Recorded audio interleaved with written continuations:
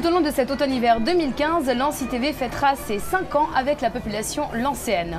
Aujourd'hui, nous sommes à la fête des Trois Marchés sur l'esplanade des Palettes et puis avec une programmation assez éclectique à l'instar du yodel de Héloïse Heidi Frashbou. Bonjour. Bonjour. Alors, on oublie souvent que c'est un art et une technique qui a sa science, le yodel, et vous l'avez découvert à travers le yodel autrichien, qui n'a rien à voir avec celui-ci. Alors, comment est-ce que ça s'est passé, ce déclic ? Ce déclic, ça a été un gros fou rire en fait. Je suis tombée sur un CD de yodel autrichien. Je ne connaissais pas du tout le yodel à l'époque parce que ce n'est pas un sport très roman. Et puis en écoutant ça, j'ai pris un tel fou rire. Je me dis mais c'est complètement euphorisant et dingue. Il faut absolument que j'apprenne à chanter ça. Mais à la base pour amuser la galerie, pas pour faire quelque chose de très sérieux. Donc quelles étaient vos perspectives artistiques à l'époque pour découvrir quand même ce yodel et commencer à le chanter? Vous chantiez, vous? Donc à l'époque, oui, je faisais du chant classique et puis je faisais du clown. Donc c'était un peu aussi pour agrémenter mon personnage. Et puis j'étais un petit peu en recherche, je n'avais pas encore de perspective. Ou éventuellement plus dans les choses blues, jazz, voilà. Mais j'en suis arrivée au yodel.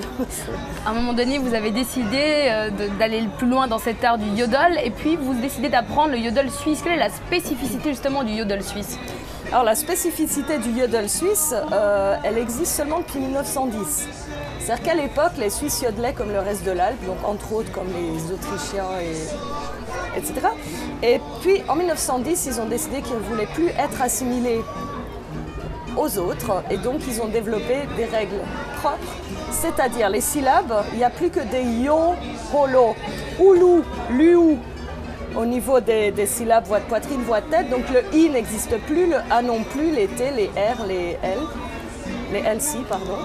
Et à partir de là, l'idée est de chanter en demi-cercle, les mains sous les poches pour pas qu'on les voit, parce qu'à l'époque c'était des paysans.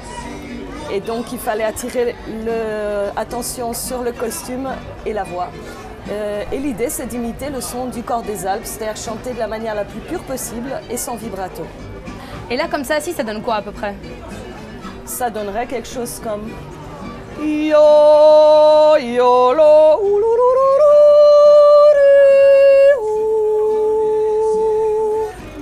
yo.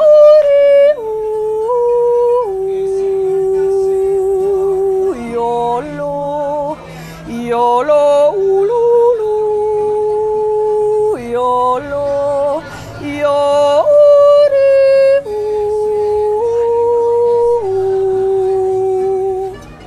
Vous avez parlé juste avant du fait que c'était une musique qui se faisait en demi-cercle, une musique de paysans, d'hommes, mais de plus en plus on voit l'apparition de chœurs mixtes.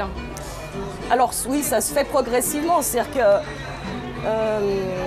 petit à petit, c'est un peu comme le droit de vote, c'est venu très tard, mais on a accepté une, puis deux, puis grand maximum 3 femmes dans les chœurs d'hommes. Parce qu'il faut savoir que dans les chœurs, en fait, il n'y a que 1 à 2 personnes, voire 3 qui font les yodels. Tous les autres accompagnent avec des sons continus. Et puis effectivement, sont nés quelques chœurs de femmes qui sont encore assez rares. Et de plus en plus de chœurs mixtes parce que c'est une technique qui appelle beaucoup les gens en ce moment. Alors aujourd'hui concrètement en Suisse, quelle est la place de cet art bucolique des montagnes? Alors il a une place assez importante, je dirais, au niveau Il y a une association fédérale du yodel et dont font partie en fait tous les chœurs de yodel de Suisse, qui se retrouvent régulièrement pour des concours avec des classes à titre honorifique. Mais ça reste encore quelque chose de très traditionnel.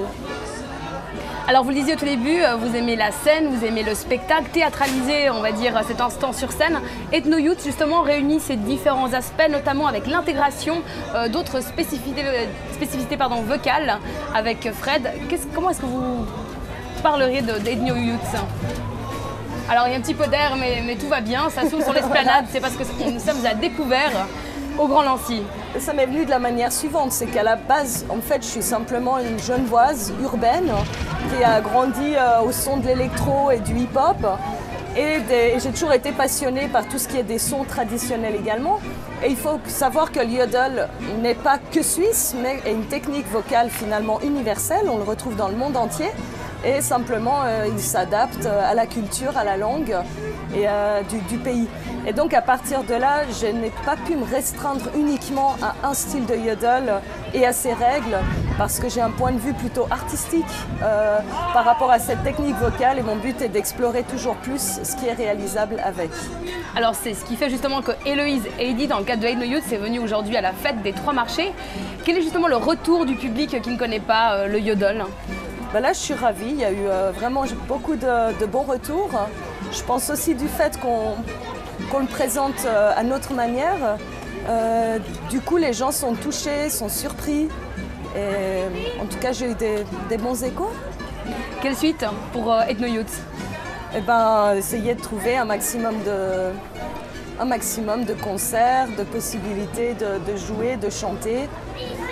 Voilà, ici et qui sait, plus loin dans le monde, en formation duo ou trio. Merci Héloïse et Eddy Frashbo depuis la fête des 3 marchés sur l'esplanade des Palettes pour les 5 ans de Nancy TV. Yo, yo, yo.